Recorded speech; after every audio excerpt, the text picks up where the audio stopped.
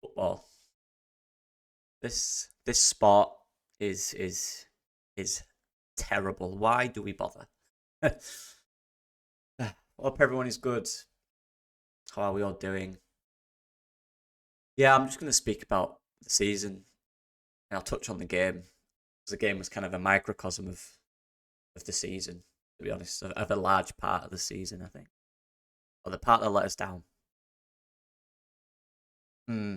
First thing I want to talk about, because I think it's very, very relevant in terms of me as a person and what I believe, and that is the point of this channel is to me to talk about perspective I have in football and that kind of coaching or working in a coaching environment perspective. I don't think there's a lot of that in Leeds YouTube. I think there's maybe two or three guys, who are amazing. Joe, shout out to Joe who does it, who I have a lot of respect for and listen to because he's coached at a good level and knows exactly what he's talking about. Andrea as well has been part of that football club culture for a long time. But we need more. We need more like coaching perspective. And if there's anyone out there that is a coach and wants to do it, honestly, it'd be great. Start a channel, man. It'd be sick. But yeah, I think it's important that perspective's important in every way, shape, or form on YouTube, in football, in life. And I want to talk about the whole 90-point argument real quick, and then I'll get into why that's important for the season and why that's important for continuity and improving and building on.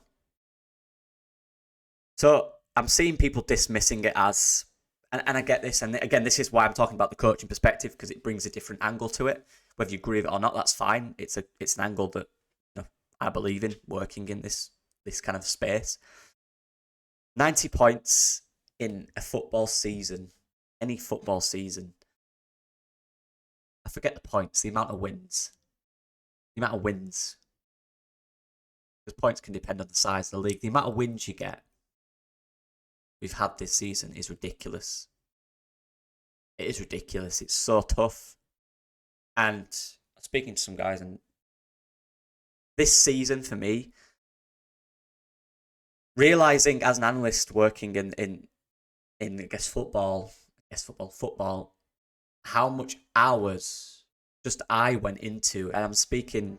We have a game either on a Saturday or if I did for unit on a Wednesday. You have 2 or 3 days and I'd watch 10 to 15 hours of football in that few days. But from that, you've got to get methods, you've got to get patterns, you've got to get strengths and weaknesses from the opposition, you've got to get how you can exploit that, you've got to get patterns of play you can use, you've got to get overloads you could see, you've got to get how they exploit you, how they progress the ball, where they progress the ball, their dangers, their weaknesses in that sense. There's so many different aspects that you have to go into, and everything you do is building up to getting a win or getting 3 points every single week, or in the championship case, every 3 days. So everything you do is compacted into 3 days, and it is literally, quite literally, sleepless nights at times for a lot of coaches in that space that do everything to try and get 3 points. Everyone around the club, the physios, the analysts, the coaches behind the coach, the performance coaches, physios, I've said that, the fitness guys, the nutritionists, everything is about every week you sacrifice so much to the point where, and the level I'm at is not even 1% the level that Daniel Farke's at, or the entire squad at, or the championship is at as a whole. The amount of sacrifice you have to go through to the point where you're working at 2, 3 a.m. in the morning when you have to be up at 8 to go to training. You go to training, you come back, you watch football, you watch the game, you analyse the game that you've got your job to from 12 to 2 a.m., 12 in the afternoon to 2 a.m. in the morning. You sacrifice seeing your family, you sacrifice seeing your significant other, you sacrifice seeing your friends, you sacrifice social events. Football is such an unrewarding thing because most of the time you sacrifice everything to the point where you're this little hermit in your room for 12 hours a day watching a football game to try and find one little thing. And you could be playing bottom of the league or on no points, but you work just as hard in that because you don't want to disrespect how hard it is to get a win at this level, at any level. When a league's competitive, it's so tough to get a win. You have to work so hard to get one win. One win. Believe me, been times where I've had 1 or 2 hours of sleep for 3 days in a row, 4 days, to try and give the best I can to the coaches to help them. And there's 5 other people doing the exact same as me. And then the coaches have to get all the information, and we create an analysis project for the team to watch. And then we have to deliver those messages clear. And then you have to work all week on getting those messages clear to the players. During training, getting the right sessions every single week. The amount of sacrifice you have to do. You don't just work in the morning and it's done at 3 o'clock.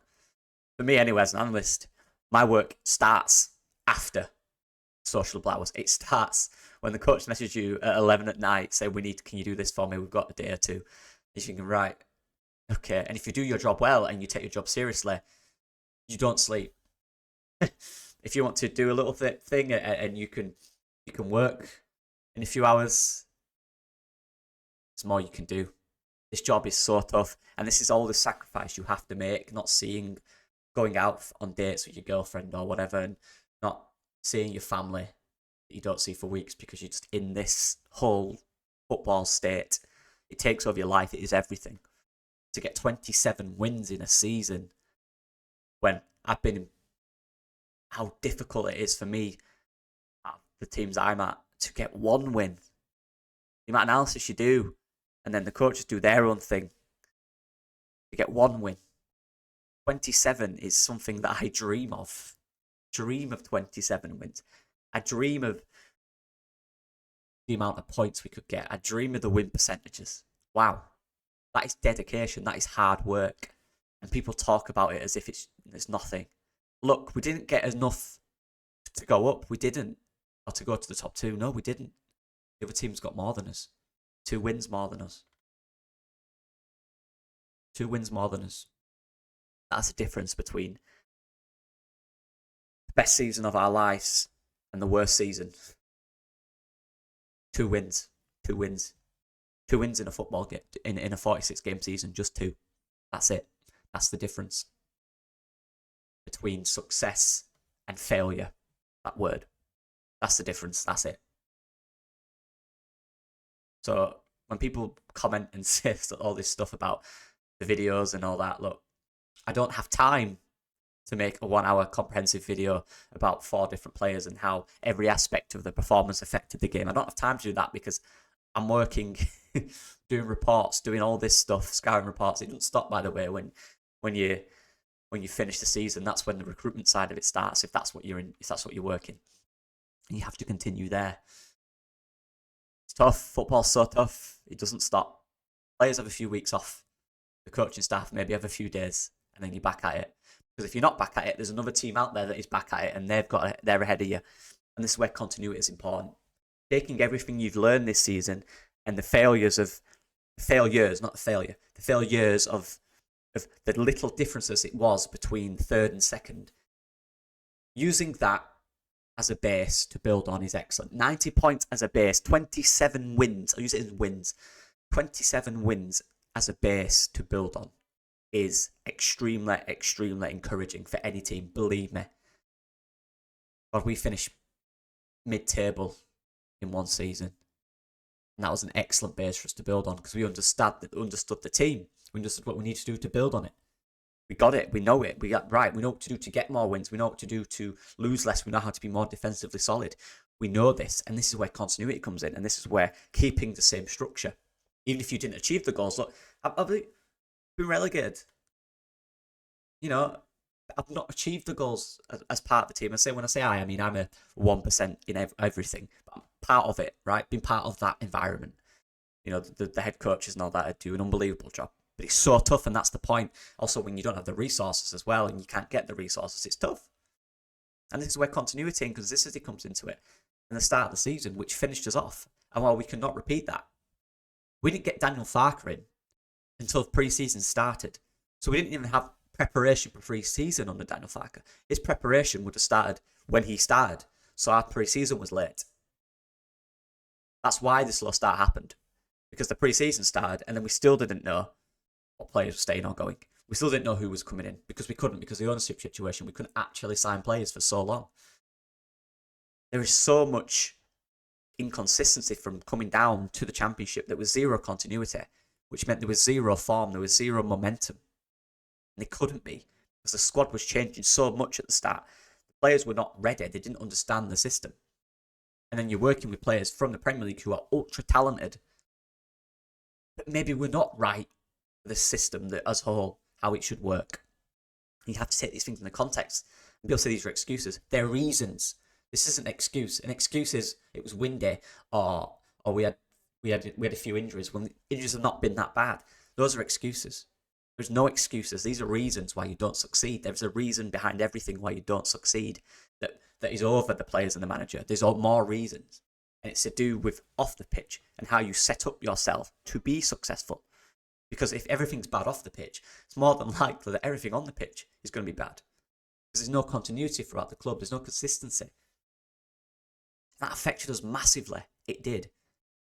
To the point where the first 4 or 5 games, we were not ready. We didn't have the squad. We didn't have the consistency. We didn't have the fitness because we didn't have Daniel Farke's pre-season until later. So he'd just come in. So he had to set everything up and get everything ready, which would have took weeks to get into a structure, to get into consistent flow. It's tough. It's tough. And we're talking about the squad and the players we didn't have. It affects a team massively. It does. It affects a team massively. Going into next season, there is key things we have to address. Just in reports, and obviously we're keeping the manager, keeping that continuity. We have got the guys at the top, the head of recruitments, the director of footballs. They are in. They have been in for months. They are ready to go. They're probably being ready all season. They've probably got all their lists. They're probably getting ready now to go and negotiations and getting on with it. That is ready. Good. The ownership is done. Everything there is already better than last season. Now, the obvious downside is we are going to lose top assets, potentially. Because it's not gone yet, but we probably will.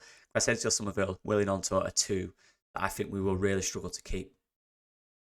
But this is where the amount of time the top guys have had, the recruitment guys have had to formulate lists and players that can replace them is good, because it's not been a few weeks where we're rushing into it like we did last season. This has been a process of months since they came in. 6-7 months they've had to formulate the lists of players who are ready to go. And maybe new ones will pop up. Free agents will come around. So continuity is key. That is vital. And this is where now, if we do sell them assets and we bring in players to replace them, not only can we do that, we need to know who wants to stay and who goes straight away. That is key, because then we can build on the squad and know which squad players we need, because squad players are key. They go under the radar. They are absolutely vital, squad players. And we didn't have effective enough ones this season for me. We didn't. I don't think we did at all. Maybe 2 or 3 that could make an impact, but not enough in many areas. We didn't have players that could do certain things. Everything was kind of like for like in the terms of the subs. There was no difference there. And we have players that are going to grow this pre-season and come out strong. Mateo Joseph will fire next season. I'm convinced of it. Archgray, if we can keep him, will be better, much better. If we don't keep him, it will be for a big fee, which can be reinvested and bring in 2 or 3, 4 more players to help the squad as a whole, to help in system-based players. So now this is fair. Daniel Farke now, as he said at the start of this season, or last season, is a 2-year project in the Championship. He said that before any ball was kicked, before any signing was made. He stated that. That is what he said. That was the project he has and the 49ers give to him. 2 years to get out of the league. That was the project. The disappointments of this season kind of go under that, because we didn't get what we wanted, but we understood that there is a 2-year project in the Championship if needed. It was needed.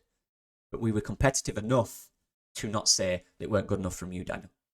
They understood the situation we were in. We understood the players we needed that we didn't have, because I look at the players we brought in and excellent 11, but there's nothing behind that, and I'll stick by that. There's 2 or 3 maybe. Pascal Strout getting injured for the rest of the season was horrible. We didn't have the players ready, clearly. People talking about Charlie Creswell. I said this all season. I'm bored of saying it. The manager would have played him if he was ready. Why would you just not play him? People like to change rules for different players. And look, maybe at times he doesn't trust these players, and maybe that's on him, and maybe that's the reason we didn't go up. The point of the matter is, we need to get players he does trust, because he's the manager, and that's who you're basing it on. That's who you're sticking behind. So get players that he does trust. If you're bringing players that he does trust, he doesn't play them. Okay, why are you not playing them? These players were already there. You brought in players, but we needed more, but we couldn't have more. Because one, can't bring in 15 players, and two, the situation with the team and the contracts and all that rubbish. The continuity wasn't there. It's key. The continuity is key. I know I'm ranting a bit here, but it's annoying that people dismiss everything. It's either top two or utter despair, get everything gone, and there's no continuity, there's no understanding of actually, look at the process the 49ers are going to take in this. They're going to look at the season. Look, performances, for the most part, have been good, but there's been periods where it's not been good, where it's not been good at all. They will address that. And they will give Farker the time they said they would, which is a 2-year project, given we got 27 wins in a season. If it was 15, 20, even 20 wins, I'm convinced they would have said no. It would have been a level that they would accept moving into next season. A baseline that they would have gone, yeah, that's good enough, let's move it. And they were happy with that. And I trust their judgment as of now because they've done well so far. But this summer is huge for recruitment. It's key. It's so key. Players that don't want to be here need to go. Or they need to be aware that they're not going to play. And that needs to be it. Sorted away from the club. And then we need to bring in replacements. We need to bring players that work in the team. We need to bring in, for me, a progressive 8, a 10, a winger to replace our 2 that are going to go potentially, even a striker for me, even another 6. We need depth in that area. If Archie Gray plays in midfield, we need a right back, centre back if Joe Rodon goes, and even a centre back regardless because we need more depth. It's a question on the goalkeeper as well. And if Tverpo doesn't leave, a left back. And even if he stays. There's a lot of work to do. There's a lot of work to do. We have the people in place to do that. And like I keep saying, continuity is key. We are ready to go. We were not ready last season.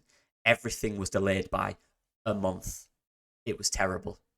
And even then, that fed through the season, the experience of these young players who are ultra talented, and they are ultra talented, and people think talent means results. That's not how football works. Trust me. You can have the most talented 11 in the league. If they don't have the experience to see out a 46-game season, or the grit, or the mentality, because they've not developed that yet, because they are young and they've not experienced it, you won't win the league. Look at the average age of Leicester's team. Look at the experience they had. Even Southampton, look at the age of their players and the experience of it. There's no superstars in Southampton. There was none. But they had system-based players that worked. It works. They knew they were relegated weeks before us in the Premier League, remember? They got everything sorted as soon as possible. We couldn't do that. We couldn't allow that. 6 weeks after we were ready. We were 6 weeks behind them. And we finished above them in the league. Continuity is key. It really is. But there's no excuse this season. No excuse.